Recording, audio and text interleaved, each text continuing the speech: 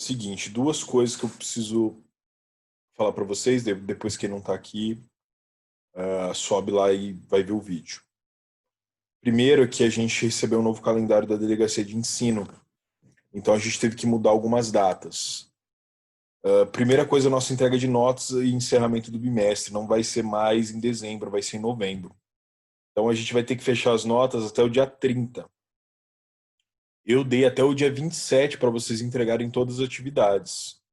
Então eu pediria encarecidamente que vocês ou adiantassem, né, a entrega das atividades, que ainda não entregou, ou, no máximo, realmente até o dia 27. Por quê? Aconteceu no último bimestre de alguns alunos mandarem 2, 3 dias depois, e aí dessa vez eu não vou poder abrir concessões, entendeu? Infelizmente, até por não querer, mas é por causa da data limite mesmo. Porque a gente vai fechar as notas, eu já falei com os professores, a gente vai fechar as notas, entregar dia 30. Dia 30 eu tenho que mandar essas notas já prontas, com o meu diário pronto, para na primeira semana de dezembro, eu vou até abrir o calendário, a primeira semana de dezembro a gente já pegar, fazer o conselho e finalizar tudo. Ou seja, quando eu falo fechar as notas agora até o dia 30, é tudo, até recuperação. Então, para quem ainda não, ó, e aí o conselho está previsto para ser realizado até o dia 4 de dezembro, para a gente finalizar, porque eles vão ter a semana entre o dia 7 ao dia 11 para pôr as notas do sistema do MEC, lá da Delegacia de Ensino. Então, para quem ainda está atrasado com as atividades ou quer deixar lá para o dia 27, se possível entregar antes, façam isso, pessoal, porque daí vai me ajudar e ajudar vocês também. Por quê? Principalmente com as matérias que vocês às vezes têm mais dificuldade de entregar as atividades, com o Lucas, com a Fabiana, aí fica mais complicado. Porque chega lá no final, a gente não vai, e comigo também, a gente não vai ter como receber depois essas atividades, essas matérias, tá bom? Todo mundo entendeu? Tô gravando porque daí depois eu vou subir isso pro YouTube e aí o pessoal assiste lá. Mas eu vou reforçar no grupo também, para o pessoal que não entrou. Pessoal, basicamente hoje eu vou mandar para vocês uma atividade, vai ser uma pesquisinha, mas eu vou dar só uma pincelada do que a gente vai trabalhar, que é o último assunto. Eu tenho que trabalhar ele para na semana que vem a gente fazer a fusão dos radiofármacos com o assunto. Hoje a gente vai trabalhar, e eu vou mandar um resuminho para vocês, sobre emissão de pósitrons. Até agora a gente falou de emissão de raio-x, a gente falou da interação do raio-x, mas a gente não falou da energia efetiva.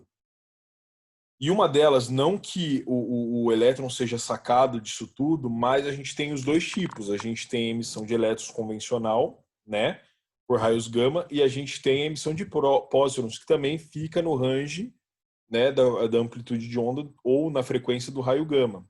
Só que ele vai ter algumas peculiaridades. A gente vai trabalhar agora um pouco. Por que eu dei aquela introdução química para vocês? Porque agora vocês vão meio que enxergar que a gente tem um átomo no núcleo, próton e nêutron, circundando toda essa atmosfera, os elétrons. E aí, agora a gente vai entender um pouco da ionização e por que, que a gente chama de pósitron e não próton só, né, puro.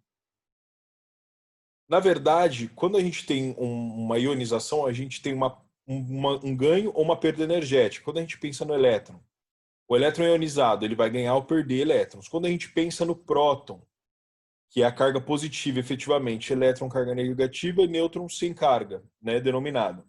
Quando a gente pensa nesses dois, um com carga positiva, o próton, outro com carga negativa, o elétron, a gente está falando de ionização, a gente está falando que um deles vai ganhar uma carga e perder uma carga. Até agora a gente não falou que o próton ele também vai perder uma carga positiva, porque ele vai perder massa, ele tem meia-vida como qualquer outra substância, e o elétron também, da mesma forma, ele vai perder em algum momento a massa dele negativa. Só que agora a gente vai vislumbrar uma interação um pouco mais interessante. Esse elétron perdeu uma massa negativa pequena, ínfima, e ela foi inserida no próton. Esse próton perdeu uma massa ínfima positiva e ela fica circundando, procurando um lugar para equilíbrio. Provavelmente ela vai encontrar esse elétron, ou ela vai encontrar, ou vai retornar para a molécula ou para o ponto de origem. O que eu quero que vocês enxerguem. O próton é muito maior do que o elétron. Só que a carga do elétron ela é relevante, porque ela torna o núcleo do átomo equilibrado, ou faz com que o átomo efetivamente tenha interação com outros átomos, porque é uma troca, né, energética. Por isso que a gente fala de ionização.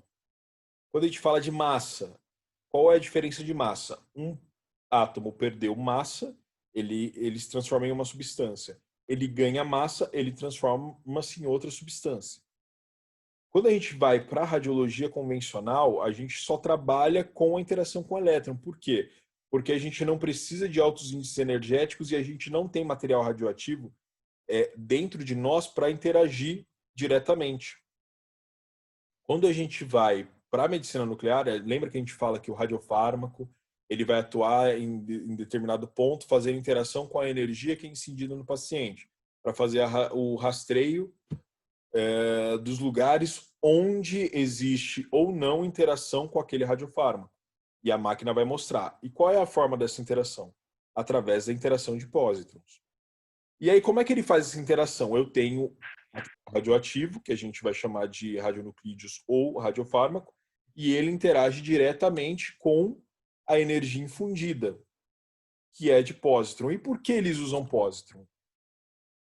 Porque quando a gente tem uma massa que ela já caracteristicamente ela tem tanto a carga positiva quanto a negativa inserida na base dela, a forma de encaixe dela, vamos pensar num quebra-cabeça. Se eu tenho carga positiva e negativa e eu vou encontrar um radiofármaco que ele interage bem com carga positiva e negativa, quando eu for juntar os dois, eu tenho um encaixe perfeito. E aí a minha efetividade de diagnóstico é muito maior. E a minha facilidade também de diagnóstico é maior e minha exposição à energia ou radiação ionizante também ela é menor. E isso beneficia muito o paciente, de todas as formas possíveis. Lembrando que, como eu disse desde o começo, a medicina nuclear ela é um exame diagnóstico e terapêutico, mas ela não é um diagnóstico de imagem avançado, por exemplo, como a ressonância, que é para ver estruturas. Ela quer ver estruturas, mas com interação radiológica efetiva nuclear. Então, eu tenho radiofármaco que interage com o tecido ou com o ambiente corporal e eu tenho a energia incendida reagindo com o radiofármaco para mostrar qual célula está interagindo. No caso, para nós, células cancerígenas, tanto benignas quanto malignas. Alguma dúvida do que eu falei, gente? Eu tentei ser o mais claro possível. Pode parecer um pouco confuso agora, mas vai ficar mais claro para vocês. O Miller até tinha perguntado sobre isso semana passada para mim. Eu até deixei anotadinho no meu caderno de anotações ali, essa dúvida de vocês. Mas já era o assunto que eu ia falar essa semana, para a semana que vem a gente fazer a fusão dos dois. Alguma dúvida, pessoal?